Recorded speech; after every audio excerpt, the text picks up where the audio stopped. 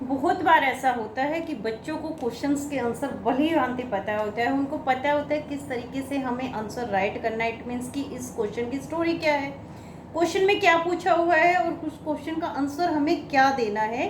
But problem कहाँ आती है? प्रॉब्लम आती है कि जब वो प्रॉपर ढंग से लिखते हैं तो वहाँ पर उनको सेंटेंस मेकिंग में प्रॉब्लम आती है। लाइक अगर बात करें राइटिंग स्किल की, तो राइटिंग स्किल में बहुत सारे टॉपिक्स होते हैं।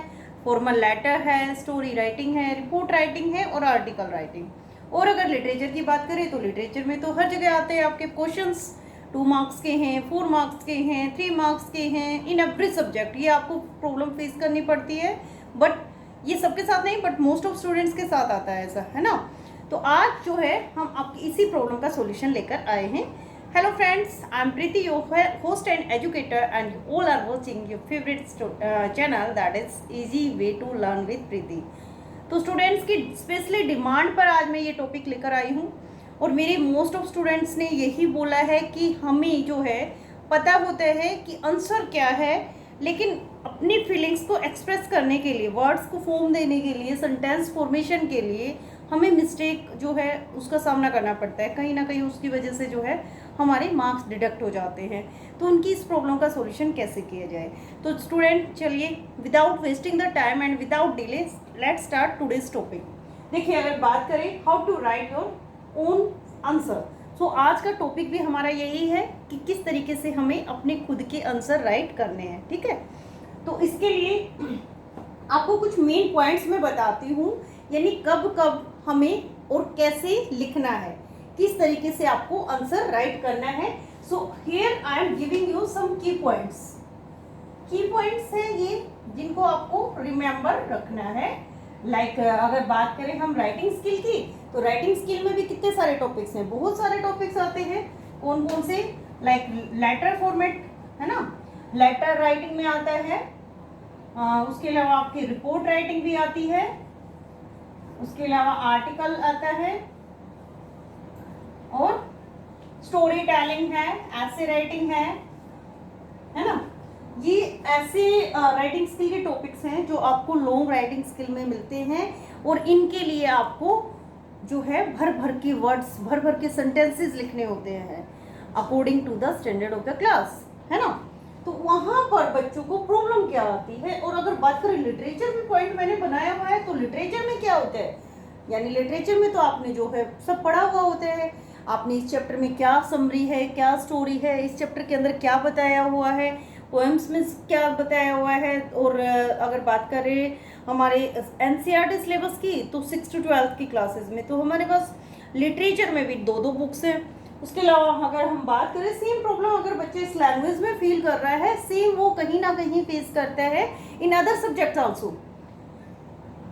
सोशल स्टडीज़ है, साइंस है, मैथ्स में तो जो है स्टेटमेंट सम आते हैं, वहाँ पर जो है शॉर्ट में भी चल जाते हैं। बट अदर सब्जेक्ट्स में ये प्रॉब्लम फेस कर रहा है, अगर उसको लैंग्वेज में भी प्रॉब्लम आ रही है। तो लिटरेचर में जब आप क्वेश्चन राइट करते हैं, क्वेश्चंस के आंसर राइट करते हैं, तो वहाँ पर जब आप माइंड से बना के आंसर राइट कर रहे हैं, वहाँ पर आपको इस तरीके की जो है प्रॉब्लम फेस करने को मिलती हैं।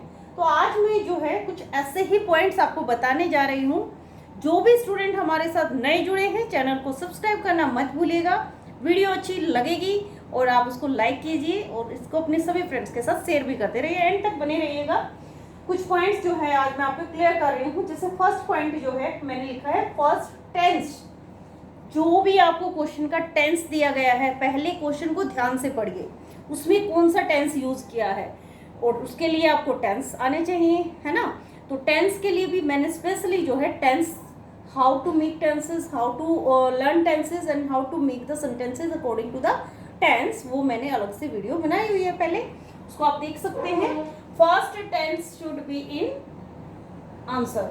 आपको जो है सेम टेंस में आंसर राइट करना है, यानी जिस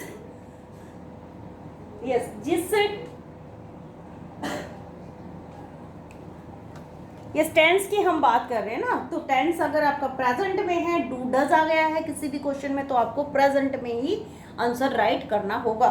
अगर आपके क्वेश्चन में डिड आ जाता है, देखिए डिड जो है मोस्ट ऑफ क्वेश्चंस में जरूर मिलता है आपको। डिड आ गया, जहां क्वेश्चन में डिड आ गया तो इट मीन्स आप वही टेंस पहचान जाइए ना, डिड क्या है, हमारा पास्ट टेंस में आता है, और पास्ट टेंस में जब आ गया डिड तो इसके साथ आप क्या बनेंगे, वर्ब टू में आंसर देंगे या फिर has, had plus third form, यानी आप जो है पास्ट टेंस में आंसर देंगे। अगर जहां आपको डिड मिल गया तो आप पास्ट टेंस में आंसर देंगे, डू डज है तो प्रेजेंट में आंसर देंगे, यानी आपको टेंस के अकॉर्डिंग, क्वेश्चन के टेंस के अकॉर्डिंग आंसर देना है। ये नहीं है कि क्वेश्चन हमारा प्रेजेंट में है और आप लिख रहे हैं पास्ट टेंस में आंसर, या आप लिख रहे हैं फ्यूचर टेंस में आंसर। एंड यहां पर आप एक बात ध्यान रखिएगा, avoid the use of continuous, जितना हो सकता है कॉन्टिन्यूअस के यूज को अवॉइड करेंगे आप, यानी कॉन्टिन्यूअस फॉर्म आईएनजी की जो फॉर्म आती है वर्ब के साथ, उसको आप कोशिश कीजिए अवॉइड करने की, ठीक है, तो अवॉइड करेंगे यहाँ पर। उसके बाद सेकंड पॉइंट हमने लिखा है subject verb agreement. Subject verb agreement का क्या मतलब होता है, ये टॉपिक तो हमने अलग से किया हुआ है ग्रामर में। यह subject verb agreement it means कि आपको जैसा सब्जेक्ट है, आपका सब्जेक्ट प्रेजेंट फर्स्ट प्लूरल में है तो आप उसको प्लूरल में ही आंसर राइट करेंगे। अगर आपका सब्जेक्ट जो है सिंगुलर में है, यानी सब्जेक्ट हमारा सिंगुलर है तो उसके अकॉर्डिंग वर्ब लगाएंगे, ठीक है। सब्जेक्ट वर्ब एग्रीमेंट का मतलब भी वही होता है। इट मीन्स आप अगर लिख रहे हैं यहाँ पर ही, तो ही क्या हो गया, सिंगुलर हो गया, तो उसके साथ वर्ब कैसे लगाएंगे आप, सिंगुलर वर्ब लगाएंगे। अब ही के साथ आप डू तो नहीं लिख सकते, है ना, ही के साथ क्या लिखेंगे, डस। ही के साथ हम क्या फ्लाई लिखेंगे या फ्लाइज लिखेंगे, बताइए, फ्लाइज लिखेंगे, यस, ये प्लूरल वर्ब हो गई। इट मीन्स जहां पर आपकी जो सब्जेक्ट वर्ब एग्रीमेंट का मैंने टॉपिक करवाया है उसके अकॉर्डिंग आपको आंसर राइट करना है। यूज पैसिव फॉर्म, देखिए अगर आपको इंप्रेसिव दिखाना है अपनी राइटिंग स्किल को तो कोशिश कीजिए पैसिव फॉर्म में आंसर राइट करने के लिए। अगर हम बात करें नोटिस राइटिंग की, रिपोर्ट राइटिंग की, तो वहां पर या स्टोरी में भी बहुत बार जो है हम पैसिव फॉर्म यूज करते हैं। एंड रीजन इज दैट कि पैसिव फॉर्म से जो हमारे सेंटेंस होते हैं ना वो इंप्रेसिव दिखते हैं। अभी आपको कुछ मेन पॉइंट्स भी बताती हूँ मैं।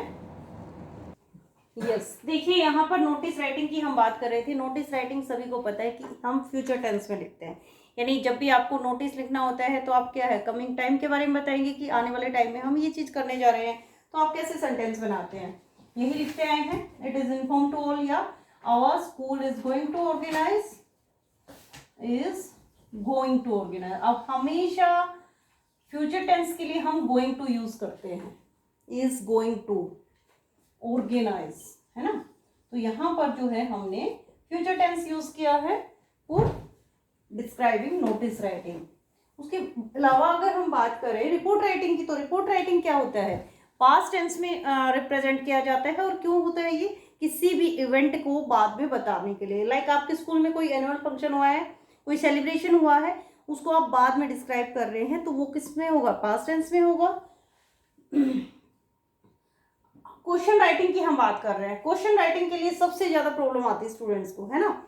उसमें कैसे लिखते हैं हम, देखिए अगर यहाँ पे मैंने एग्जांपल में लिखा है which bird is like goldfinch, ये कौन सा टेंस है, पहले टेंस देखिए आप, which bird is like goldfinch, it's present tense, है ना। टेंस को देखते ही हमें जो है समझ आ गया, is and first form is air, तो हम कैसे आंसर लिखेंगे। गोल्ड फिंच की बात हो रही है यहाँ पर कि गोल्ड फिंच किस तरीके का बर्ड है। Gold Finch is like a sparrow, तो यहां पर हमने जो है प्रेजेंट में ही उसका आंसर राइट किया है, which bird is like goldfinch. इसी तरीके से हम जो है according to the marking scheme question का आंसर राइट करते हैं। ये आपको जरूर ध्यान रखना है, जैसा क्वेश्चन है वही टेंस यूज करेंगे और सेम उसके लिए राइटिंग जो आपका मार्किंग स्कीम आती है ना, 1 मार्क्स का है, 2 मार्क्स का है, तो उसके मार्किंग स्कीम के अकॉर्डिंग आप राइट डाउन कीजिए। नेक्स्ट एग्जांपल मैंने यहाँ पर लिया है पास्ट टेंस का। Why did Aurangzeb ban the playing of pungi, Aurangzeb ने पुंगी प्ले करने पे बैन क्यों लगाया। अब जहां पर भी आपको डिड मिल जाता है तो कैसे आंसर राइट करेंगे, I am telling you, Aurangzeb, अब देखिए फर्स्ट फॉर्म है डिड के साथ तो हमने फर्स्ट फॉर्म लगाया था, क्वेश्चन में फर्स्ट फॉर्म है, यहाँ पर आप आंसर राइटिंग करते इसमें सेकंड फॉर्म यूज करेंगे। Aurangzeb banned to playing musical instrument, या फिर पुंगी की बात कर रहे हैं हम, पुंगी इज द नेम, तो नाउन हो गया, कैपिटल लेटर में आ जाएगा। प्लेइंग पुंगी, एज लिखिए या बिकॉज लिखिए, because it had a shrill voice, तो उसकी श्रिल वॉइस थी, इसी वजह से हार्श वॉइस थी, इसी वजह से उस पर बैंड लगाया गया था। तो Aurangzeb banned second form is here to playing pungi because it had a shrill voice. इस तरीके से आप जो है क्वेश्चन आंसर राइट करेंगे। मैंने आज आपको दोनों तरीके के एग्जाम्पल बताए हैं। फ्यूचर में अगर आ जाता है, फ्यूचर के लिए तो आपका जो है एक तरह से क्रिएटिव क्वेश्चंस आते हैं जिसमें आपकी थिंकिंग पावर वाले है ना, थिंक अबाउट इट, इस तरीके के क्वेश्चन, मोस्ट ऑफ क्वेश्चन जो है प्रेजेंट और पास्ट में मिलेंगे, और उनको कैसे आपने आंसर राइट करना है ये ध्यान रखिएगा। सबसे फर्स्ट जो है हम टेंस को ही माइंड में रखते हुए आंसर राइट करते हैं, और उसके बाद सेकंड आता है सब्जेक्ट वर्ब एग्रीमेंट का, कि आपको जो है प्लूरल के साथ कौन सी वर्ब लगानी है, सिंगुलर के साथ कौन सी वर्ब लगानी है। कॉन्टिन्यूअस को अवॉइड करेंगे, कॉन्टिन्यूअस फॉर्म करना, यानी कॉन्टिन्यूअस जो भी लिखते हैं प्रेजेंट या पास्ट में, दोनों का यूज अवॉइड कीजिए। वो कभी कभी आ जाता है कि क्वेश्चन आंसर के क्वेश्चंस के अकॉर्डिंग जो है आप लिख रहे हैं, अदरवाइज जो है हमारा कॉन्टिन्यूअस फॉर्म नहीं आता है।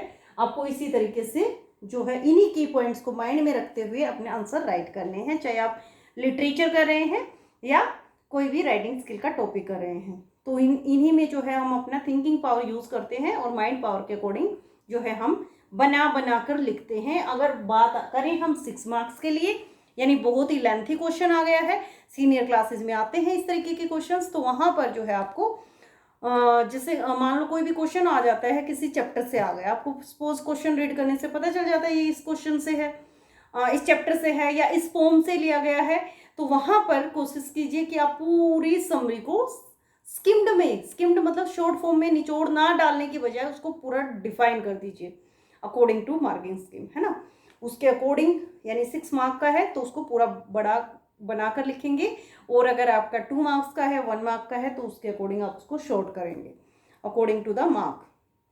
आई होप आज की जो इन्फॉर्मेशन है ये स्टूडेंट्स के लिए बहुत ज़्यादा वैल्यूएबल है। मिलते हैं नेक्स्ट वीडियो में नेक्स्ट इन्फॉर्मेशन के साथ, या फिर कोई ग्रामर का टॉपिक लेकर आएंगे एज योर डिमांड। तब तक के लिए always keep smiling and stay connected with easy way to learn with Preeti.